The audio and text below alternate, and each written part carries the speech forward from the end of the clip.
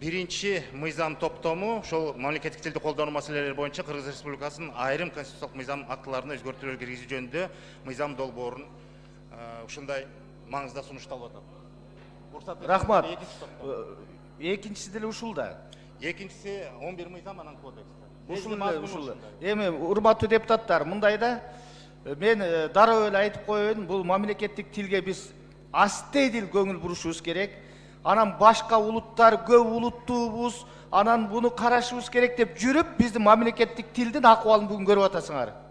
Өтө кейиштүү. Биз катуу талап кылышыбыз керек бардыгынан.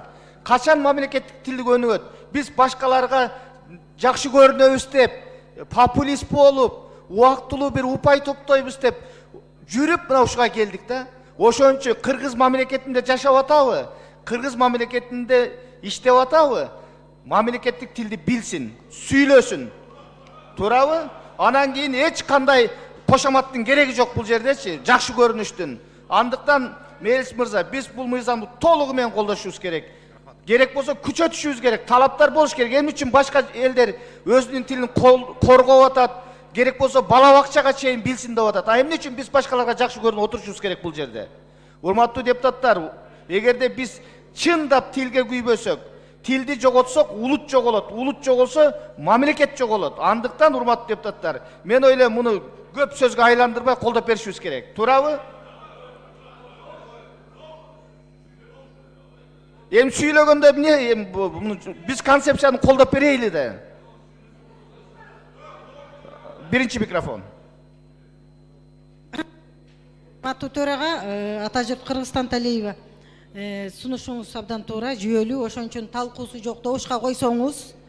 Экинчиден, сиздин идеяңызды мен 200% колдойм. Мына бүгүнкү күнү ушуну мен өткөндө да 2 жолу көтөрдүм эле да. Кабинет министрлер кабинетинде тил маселесине болгон мамиле абдан солгундап баратат. Биз конституциялык мыйзамды кабыл алдык. Ошонун аткарылышын бир чакыруу угалычы кандай болуп атат? А бул мыйзамды талкуусу жок колдоп берүүгө сунуш берем мен. Рахмат. Мына депутаттарга талап мамлекеттик тилди билбесе катталбайт деп. Эмне үчүн депутат билбеш керек экен? Билсин. Бул чоң мамлекеттик кызмат, туурабы? Сүйлөсүн мамлекеттик тилде. Эмне үчүн аларга биз артыкчылык беришибиз керек? Билсин мамлекеттик тилди. Үчүнчү микрофонуңузга Касымов. Рахмат. Бүгүн мен, конечно, сүйлөшүм керек. Бирок айла жок сүйлөйм. Урматтуу төрага, урматтуу Тургунбек уулу Нурланбек мырза, жогорку кеңеш биз баарыбыз 90 депутаттан турат. Сүйлөгөнгө ар бир депутаттын укугу бар. Ар бир өзүнүн пикирин айтат. Мисалы үчүн, сиз айткан талапка бирөө да каршы эмес мамлекеттик тилге. Бирок аны кантип жетиш үчүн, мыйзамды бузбай жетиш үчүн аны айтышыбыз керек да. Жөнөкөй мисал, кантип Жолдош Мусуралиев жанакы инспекция по контролю болот, штраф сала турган, кантип болот ал? Эгерде бизде расмий түрдө болсо, мүмкүнчүлүк болсо, мыйзамда аны жокко чыгарып кандай болот? Ошол нерсеге суроого жооп алыш керек да, кандай болот? Сен каршы болсоң, сен суроо берсең, сен душмансың деген бул көз караш туура эмес. Башыбыздан өткөн бул нерсе. Келгиле, тилге 10 эсе акчаны коржотойлу. Мектептерге киргизели. Бирок ойлоп көрсөңөр, мына мектепте ар бир класста кыргыз тилден экзамен тапшырыш керек. Өтө турган мыйзам. Өткүр мыйзамдар. Тапшыра албаса эмне болот? Көчөгө кет деп айтабы? Же экинчи жылга калабы? Бизде каалайбызбы, каалабайбызбы? Сиз айтсаңыз деле, ар кандай улуттар бар. Ошондуктан мамлекеттик тилге көңүлдү бурушубуз керек, иштетишибиз керек. Бирок аны үчүн мугалимдерди даярдаш керек. Окутуш керек аларды. Алар даяр эмес болсо, жүздөгөн, жүз эмес, канча бир 20-30 орус тилинде мектептер бар. Аларды эмне жабылабы? Ошондуктан мен чакырат элем, бир аз шашпай туруп, өкмөт деле күчкө салбагыла. Туура эмес бул. Баралы ушуга, жетели буга. Эгер сиз айтканда Өзбекстан же башка мамлекеттер алар биринчи күндөн баштап бир тилди калтырган, башканы калтырган эмес. Тагдыр ушундай аларда. Бизде андай болгон эмес. Балким бул катта болгондур, балки бул жакшы болгондур, аны айта албайм. Бирок көптөгөн мамлекеттерде мамлекеттикти билбейсиң, ошондуктан депутат боло албайсың деген талап жок. Себеби депутат бул шайлана турган. Эгер сен тилди билбесең, сени ансыз деле шайлабайт. А кантип билет? Кайсы экзамен тапшырат? Ким алат? Тил комиссия алабы эле. Академия алабы. Өкмөт алабы. Өкмөттүн аткаруу органы депутаттардын жүрүш турушун мыйзам чечип бере элек экен, эрежесин. Бул туура эмес. Ошону мен айтайын дедим эле. Рахмат, экинчи микрофон. Рахмат Нарматова. Ата жұрт Қырғызстан. Урматтуу төраға, урматтуу депутаттар. Биздин 7-чи чакырылыштагы депутаттардын эң негизги аткарган милдетибиз ушу кыргыз тили боюнча мыйзамды кабыл алуу болуп берди. Чечкиндүү кадамга барып биз көп жакшы нерселерди киргизип, толугу менен мамлекеттик тил жөнүндө мыйзамды кабыл алып бергенбиз. Бул биздин бирден бир тарыхтагы калтырган өзүбүздүн эмгегибиз катары болуп эсептелет да. Биздин өкүнүчтүү маселе бул мамлекеттик тил, мамлекеттин жүзү. Эгемендүүлүктү алганда ошол мурдагы мамлекеттердин арасында бир гана бизде кош тилдүүлүк бар. Расмий тил менен мамлекеттик тил болуп. Ошонун айынан биздин тилибиз мына 35 жылдан бери аксап келатат. Биз өзүбүз күйбөсөк, эч ким күйбөйт. Биздин мамлекетте эле көп улуттуу мамлекет эмес, бардык мамлекетте бар көп улуттуу жашагандар. Бирок мамлекеттин атын алып турган улуттук түпкүлүктүү калктын тили мамлекеттик негизги тил болуп эсептелиш керек. Биз акча төлөбөй эле, башка болбой эле биздин өзүбүздүн Кыргызстандын жарандары орус тилин үйрөнүп, корей тилин үйрөнүп, англис тилин үйрөнүп, кытай тилин үйрөнүп, бүт өздөрү эле кетип атат керек болгондо. Биз муктаждыкты жаратмай сайын иш жүзүнө эч нерсе ачпайт. Ошондуктан биз акча бөлүш керек деп жалдырап, бирөөгө үйрөнүп кой, окуп кой, жаттап кой биздин тилибиз деген сөз бул өзүбүз тебелегендик болуп эсептелет да. Эгерде мамлекеттик тилди билген болсо, бул кыргыз элин сыйлагандык, кыргыз мамлекетин сыйлагандык болот. Бул бөлүп жаруучулукка да жатпайт, улуттук аралык мамилелерге да зыян келбейт. Биз мындай муктаждыкты жаратып коелук. Азыр мына концепциясын унчукпай төраганын айткан сөзүн 100% мен кошулам. Кече мына баяндамачынын комитеттерде сүйлөгөн сөзүн мен катышкан жокмун, бирок интернет булактарынан түз көрдүм. Сиздин берген сурооңузга мен аябай 5 эмес 10 деген баа койдум, чыныгы кыргыздын патриотту катары. Ошондуктан биз муктаждыкты жаратып коелук. Ар ким өзү муктаждыкка өзү аткарсын. Акча төлөйбү, өзү окуйбу, ар бир адамдын өзүнүн милдети катары эсептеш керек дагы, мамлекеттик тилди билиш керек. Өздөрүнүн тилине биз тыюу салган жерибиз жок. Кайсы тилде сүйлөй берсин. Расмий тилде да сүйлөсө сүйлөй берсин. Бирок мамлекеттик тилди кыргыз мамлекетинин жараны ким экендигине карабастан, кайсы улуттан экендигине карабастан сөзсүз түрдө билиш керек деген талапты биз мыйзам менен куралдантып коелук. Анан ар ким өзүнө барат. Депутат болобу, жетекчи болобу, ар кимдин өзүнүн иши. Себеби депутат деген сөз бизге тиешелүү болуп аткандан кийин сөзсүз түрдө билиш керек. Биз жалпы элдин өкүлү болуп атабыз. Рахмат. Экинчи микрофон. Биринчи микрофон. Рахмат, урматтуу төрага. Урматтуу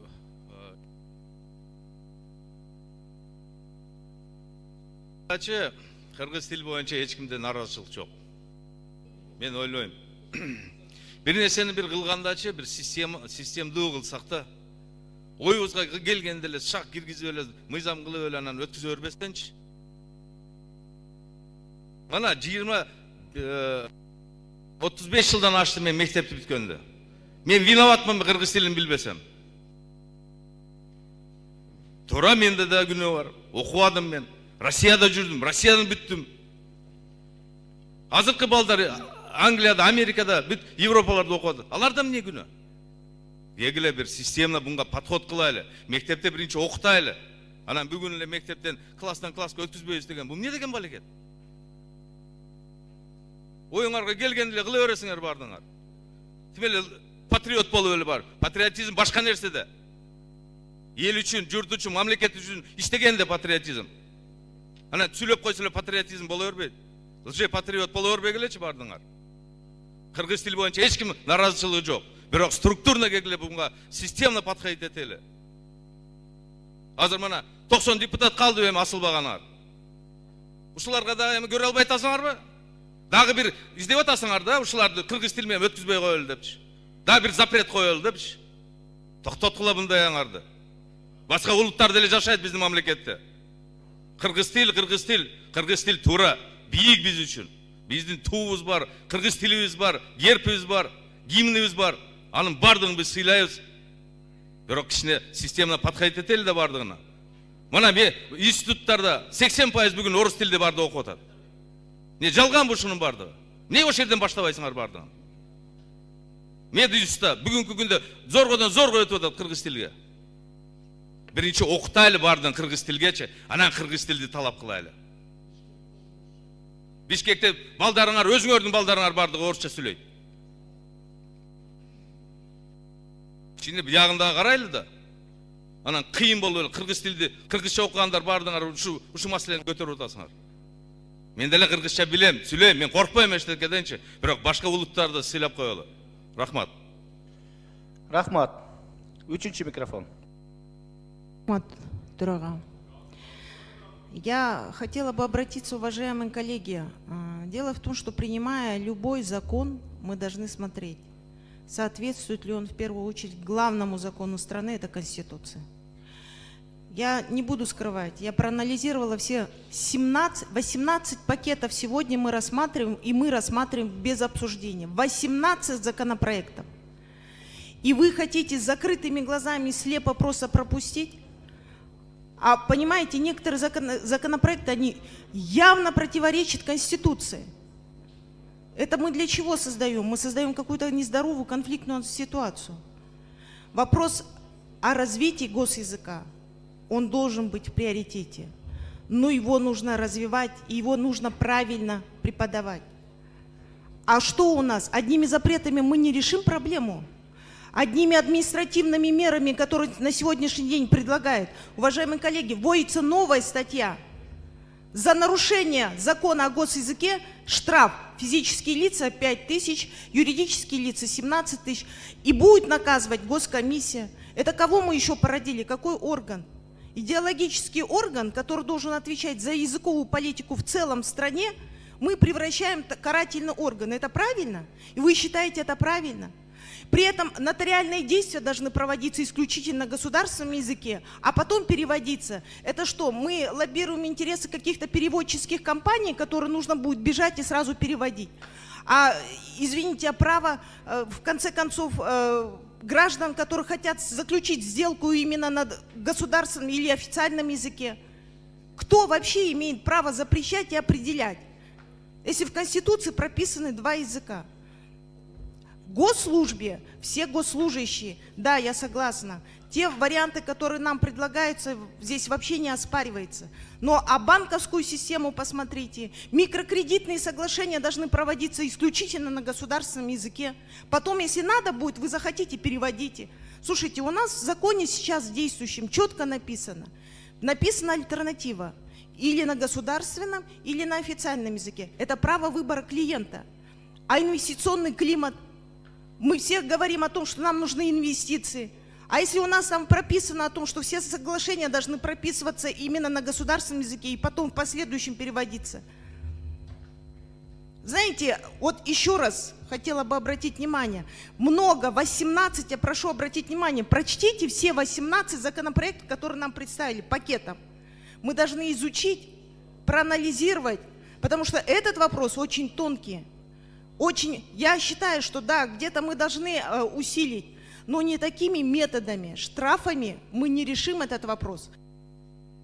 Рахмат.